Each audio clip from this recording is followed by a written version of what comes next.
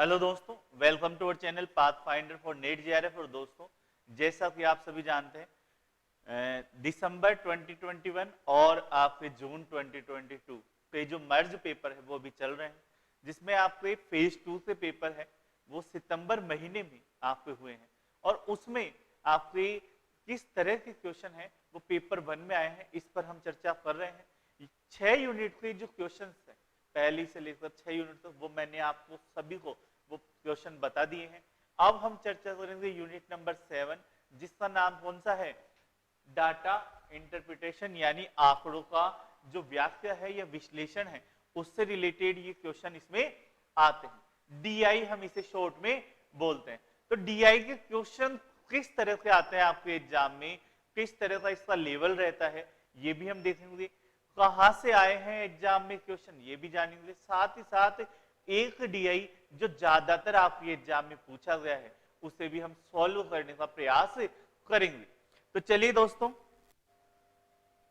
साथ ही आपको बता दूं, यूजीसी नेट एग्जाम की प्रिपरेशन के लिए पाथफाइंडर जो लर्निंग ऐप है वो अवेलेबल है, और आप उसे नीचे दिए हुए डिस्क्रिप्शन से डाउनलोड कर सकते हैं, जिसमें आपको पेपर 1 और पेपर 2 के सभी वीडियोस, क्लासेस, टेस्ट वगैरह सभी आपको वहां पर अवेलेबल रहेगी। अब चलते हैं हम किस पर, डीआई पर। तो आपके जो डीआई आ रहे हैं वो सिंपल डीआई आ रहे हैं या हार्ड आ रहे हैं? लेवल कैसा आ रहा है इनका? लेवल इनका ज्यादा हार्ड भी नहीं आ रहा है, ज्यादा सरल भी नहीं आ रहा है, ठीक ठाक इनका लेवल आ रहा है। आ कैसे रहे हैं? जैसे डीआई दो तरह से होते हैं, तो टेबल फॉर्म में 3 है ना, एक तो ऐसा आ जाएगा, एक डायग्राम फॉर्म में बिल्डिंग आती है उनमें, और एक आपका गोला वाला इस तरह से भागों में बटा हुआ रहता है। तो ये आपके डीआई आते हैं। परंतु ये जो एग्जाम हुई एसएससी फेज की, उसमें आपके जो डीआई आए हैं वो कैसे आए हैं? टेबल फॉर्मेट में। उसमें परसेंटेज तो निकाला ही निकाला है ना, परसेंटेज तो उसमें निकालना है। औसत हुआ आपका, एवरेज हुआ, रेशियो हुआ, ये सारे भी उसमें पूछे गए हैं। तो चलिए, तो डीआई आपका एक चीज ये है कि टेबल वाला जो डीआई है वो तो आप सभी को करके जाना है। एक डीआई जो आपके 29 सितंबर 2020 को जो पेपर 1 था उसमें जो डीआई आया है उसे हम सॉल्व करने का प्रयास यहाँ पे करते हैं। तो वो डीआई क्या था, उसमें ये आपकी टेबल बनी हुई थी, उसमें दे रखा था, नीचे तो था रोगी, और ऊपर थे अस्पताल। ठीक है, जैसे आपके अस्पताल ए, ये क और ये ग, इस तरह से 3 अस्पताल थे। रोग आपके 4 रोग के, हृदय रोग, हार्ट अटैक जिसे हम बोलते हैं, दूसरा मधुमेह, डायबिटीज, तीसरा आपका कौन सा है, रक्तचाप, बीपी, और चौथा जो रोग है वो आपको कौन सा है, किडनी वाला, है ना। ये 4 रोग है वो आपके दिए हुए हैं। अब उनमें आपके दी हुई है कि अस्पताल पढ़ना कैसे है। अब ये सारणी आ गई। अब अस्पताल में हृदय रोग से संबंधित रोगी कितने हैं? 320 है। अस्पताल में मधुमेह से संबंधित 650। तो इस तरह से पूरी सारणी आपके पास आती है। 700 और 210 किडनी वाले आ जाते हैं। फिर ऊपर से चलें तो 240, 1350, उसके अलावा 1400, और लास्ट वाला कौन सा है आपका, 420। ठीक है। फिर उसके बाद में अगर हम वे पे जाएं 360, 1950, उसके अलावा आपके आ जाएंगे 2100 और लास्ट में आपको आ जाता है 630। तो ये सारणी, ये टेबल आपके पास दी हुई है। अब इस टेबल और इस सारणी में आपको करना क्या है, 5 क्वेश्चन आएंगे वो हमें निकालने हैं, ठीक है। तो पहला क्वेश्चन दे रखा है, पहला क्वेश्चन से आता है आपके पास कि सबसे कम सूचित रोगियों की औसत संख्या कितनी है। पहला क्या है, सबसे कम सूचित रोगियों की औसत संख्या, एवरेज नंबर कितनी है, ये बताना है आपको, ठीक है। तो इसमें क्या बताना है आपको, देखो जैसे हृदय रोग, मधुमेह, रक्तचाप और गुर्दा रोग, तो ये है रोग, इनमें सबसे कम किसमें है। तो सबसे कम हम कैसे पता चलेगा, जब हम इन सबको जोड़ लेंगे। तो अगर हम बात करें हृदय रोग में, इसमें अब व्हाइट वाला ले लेते हैं, हृदय रोग में टोटल रोगी कितने हैं, तो ये जोड़ लेंगे हम 320 प्लस 240 प्लस 360, कितना आ जाएगा ये 000, 6 4 10 2 8 12, 920। फिर उसके बाद में मधुमेह में ऐसा कर लेंगे, और मधुमेह में जब हम करते हैं तो हमारे पास कितना आ जाता है, टोटल 0 5 9 3। जब अगर हम बात करते हैं बीपी वाले में, रक्तचाप वाले में, तो इसमें कितना आ जाता है 4200, ठीक है। तो सिंपली है, इसको जोड़ेंगे तो 2100 हो जाएगा, 2100 2100 4200। फिर उसके बाद में आ जाएंगे किडनी वाले में, तो इसमें कितना है 0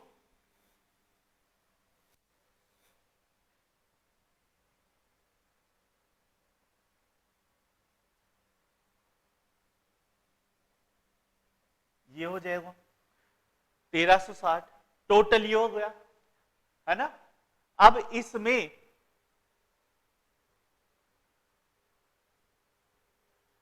1200 हो जाएगा, है ना। अब इसमें सबसे कम कौन सा होगा ये आपको बताना है, ठीक है। तो सबसे कम कौन सा है, हृदय रोगी है 920, लेकिन ये थोड़ी पूछ रहा है सबसे कम कौन सा है, सबसे कम रोगियों का औसत संख्या पूछ रहा है। तो सबसे कम कौन है 920, अब 920 है तो वो सबसे कम आ गया, और औसत कैसे आएगा, योग बटा नंबर, तो नंबर कितने थे 1 2 और 3, तो 1 2 और 3 का भाग हम इसमें देंगे, तो कितना आ जाएगा 300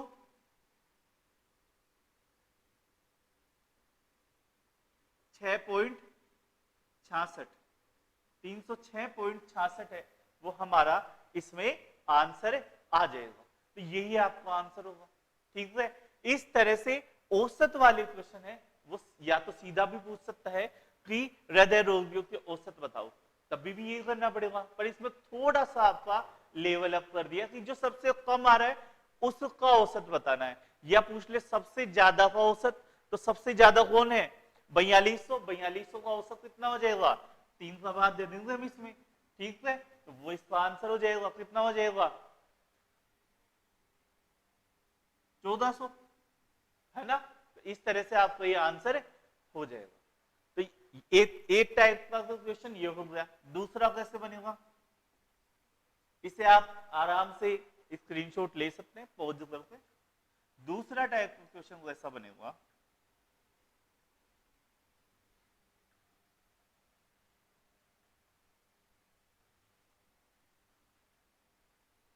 दूसरा क्वेश्चन इसमें पूछ रहा है सभी तीनों अस्पतालों में, ले लिख देता हूं, सभी तीनों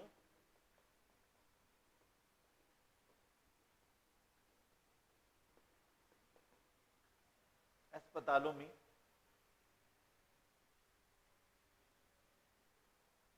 कुल रोगियों की तुलना में, कुल रोगियों की तुलना में मधुमेह से पीड़ित, मधुमेह से यानी डायबिटीज से पीड़ित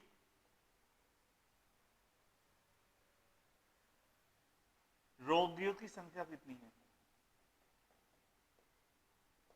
रोगियों की संख्या का प्रतिशत कितना है? ठीक है, तो ये प्रश्न हमारे पास दिया हुआ है। इसमें क्या बोल रहा है? सभी तीनों अस्पतालों में कुल रोगियों की तुलना में मधुमेह से पीड़ित रोगियों की संख्या का कितना प्रतिशत है? तो सभी तीनों अस्पतालों में जो पीड़ित रोगी हैं वो कितने हैं ये हमें देखते हैं। तो इन्हें जोड़ लो, इसे जोड़ लो और इसे जोड़ लेते हैं। ठीक है, तो टोटल हमारे पास कितना आ जाता है ये हमें देखना है यहां पर। तो टोटल कितना आ रहा है हमारे पास? ये तो कितना आ जाता है, इसे जोड़ लेते हैं। 0 8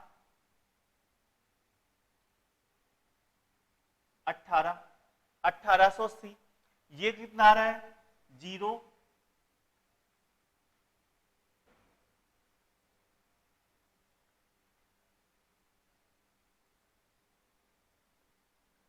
2110। और ये कितना आ रहा है? 0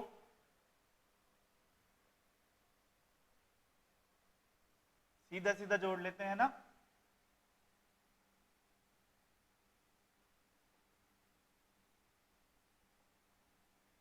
5040।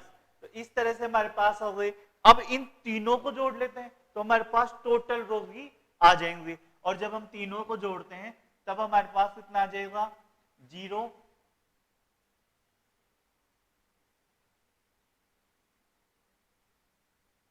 0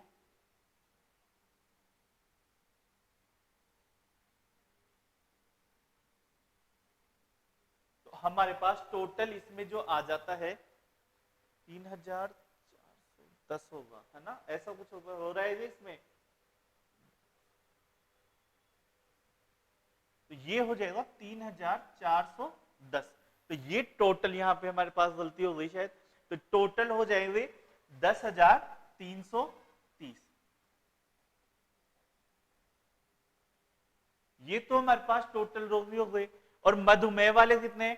तो मधुमेह वालों को जोड़ लो, तीनों को, इसे जोड़ना है, इसे जोड़ना है और इसे जोड़ लेना है। और जब हम इन तीनों का योग करते हैं तो हमारे पास टोटल कितना आता है?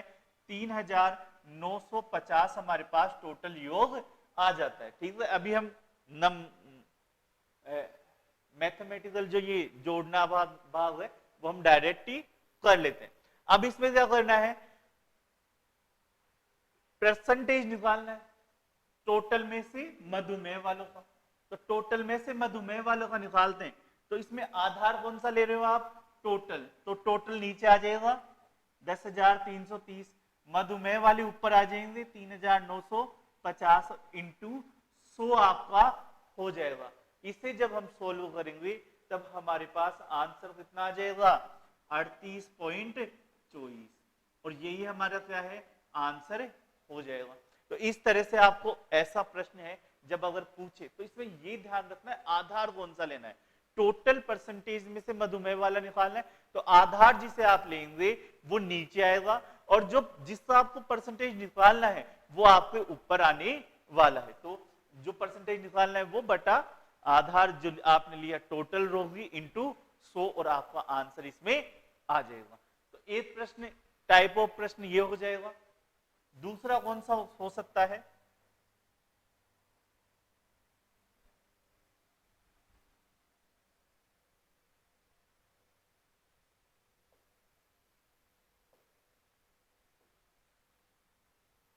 देखते हैं अगर ये यहाँ पे काम कर जाता है तो।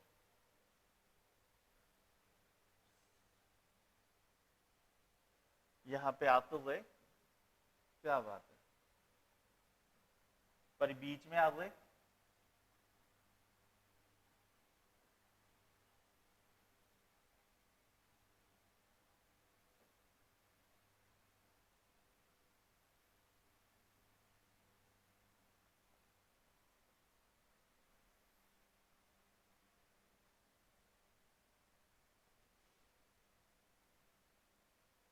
ये वहां पे गया, दोबारा से बनाते हैं, सॉरी दोस्तों, एक ही सेकंड ना,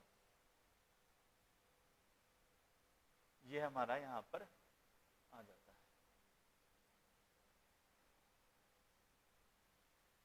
अब अगर हम तीसरा क्वेश्चन लेते हैं तो इसमें देखते हैं अस्पताल जो ए है, क है, उसकी तुलना में अस्पताल ग में हृदय घाव के रोगियों के प्रतिशत में कितनी वृद्धि होती है, ये वाला प्रश्न हम देखते हैं। तो इसमें क्या है, अस्पताल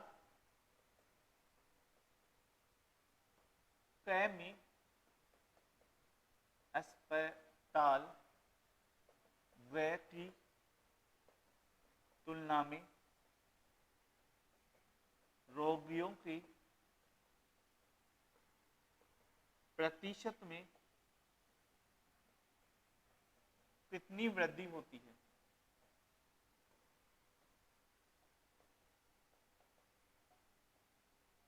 एक प्रश्न हमारा ये आता है। तो अस्पताल क में जो टोटल रोगी है वो कितने हैं, हृदयघात वाले, ये रोगी कौन से हैं यहाँ पे, ये ध्यान दे लेना है, हार्ट अटैक वाले हैं, हृदय घात वाले हैं। तो हृदय घात वाले रोगी कितने हैं अस्पताल क में, 320 है, ठीक है, ये क वाले हो जाएंगे। और ग में कितने हैं, 360 है, ये कितने हैं, ग में है। अब इन दोनों में क्या निकालना है हमें, अंतर, डिफरेंशिएशन, कितनी वृद्धि हो रही है, तुलना में कितनी वृद्धि हो रही है। तब ये वाला प्रश्न आए तो हमेशा पहले उन दोनों के मध्य अंतर आपको निकालना है। तो अंतर आप निकालेंगे तो 360 में से 320 गए तो 40, 14 का डिफरेंस है वो आपके पास आ जाएगा। अब इस 40 का डिफरेंस निकाला तो अब आपको ये बताना है कि तुलना किससे कर रहे हैं, अस्पताल क में, अस्पताल तो क में, न कि अस्पताल ग में। ऐसे आता ना अस्पताल एक्स में, वाई में, तो उसे हम नीचे रखेंगे। तो कौन सा आधार कौन सा रहेगा, 320 ना कि 360, यहाँ पे 360 करा और गलत, ठीक है। तो हमें देखना है आधार कौन सा, तो अस्पताल क में, तो उसकी बात हो रही है तो वहां के रोगी लेंगे, ग में आता तो ग वाले लेते, ठीक है, सीधा सीधा सा है। तो 320 और ऊपर आ जाएगा 40, अंतर, डिफरेंस और इंटू 100, और आपका आंसर है वो हम निकाल लेंगे यहां से सीधा सीधा, और लास्ट में कितना आ जाएगा, 12.5% आपको यहाँ पर आ जाएंगे, ठीक है। और इस तरह से हमें आपको यहाँ पर ये परसेंटेज वाला भी आ जाएगा जिसमें तुलना भी होगी, ठीक है। 8% वाला वो था और औसत वाला भी देख लिया। इसके अलावा और कौन सा क्वेश्चन यहाँ पे बनता है ये भी देख लेते हैं। एक अनुपात वाला प्रश्न भी बनता है, वो भी हम देख लेते हैं।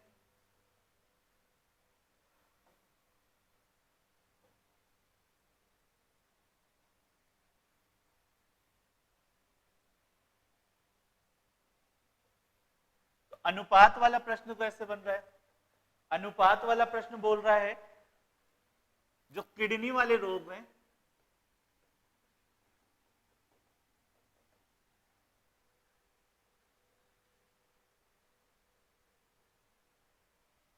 गुर्दा रोगों में कई व अस्पताल के मध्य अनुपात कितना है।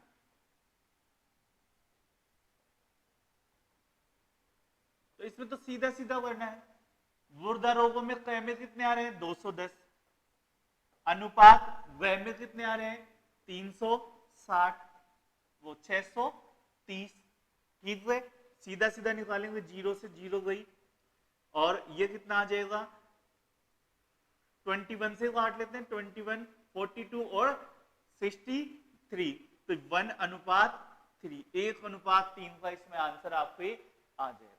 तो अनुपात में दिया हो तो सीधा सीधा अनुपात निकाल लेना है, इस तरह से आपका ये अनुपात वाला आ जाएगा। चलिए दोस्तों, तो नेक्स्ट प्रश्न कैसा आएगा उस पर भी हम देख लेते हैं। तो नेक्स्ट प्रश्न जैसे वही टेबल है हमारे पास, और ये हमारा 5वां क्वेश्चन है। तो इसमें आ सकता है अस्पताल क की तुलना में अस्पताल व में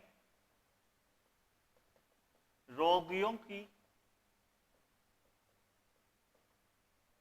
संख्या में कितनी वृद्धि हुई, तो ऐसा कुछ प्रश्न है वो इसमें आता है। ठीक है, तो हम इसमें क्या करेंगे, क और ग इनसे टोटल रोगी पूछ रहे हैं तो टोटल में वृद्धि कर देंगे, तो ये आ जाएगा। ठीक है, इसका क का टोटल 1880 और ग वाला 5040, हमने पहले भी देखा है। ठीक है, पहले वाले प्रश्न में भी करा था, तो क में कितने हो गए 1880 और ग में कितने हो जाएंगे 5040। तो इसमें अब हमें क्या करना है, तुलना में वृद्धि, तो पहले माइनस करना पड़ेगा 5040 माइनस 1880, तो कितना आ जाएगा ये 5040 माइनस 1880 जब हम करते हैं तो ये आ जाता है 3160। ठीक है, तो अब हमारा क्या होगा 3160 बटा इसमें इंटू 100 हो जाएगा और बटा में कौन सा आ जाएगा जिससे हम तुलना करते हैं, तो कौन सा हो जाएगा 1880 हमारा यहाँ पर आ जाएगा। तो 1880 जब हमारा आ जाएगा तो इसे हम सॉल्व करेंगे तो इसका आंसर आ जाएगा 168 के आसपास, इसका आंसर है वो आपका रहने वाला है। तो इस तरह से हमारे पांचों प्रश्न हैं वो बनते हैं।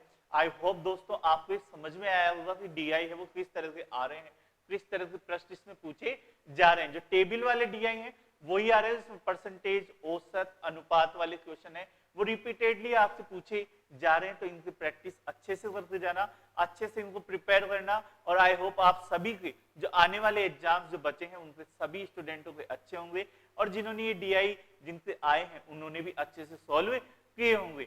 ज्यादा से ज्यादा चैनल को लाइक करना, शेयर करना और सब्सक्राइब करना भूलना मत। धन्यवाद दोस्तों।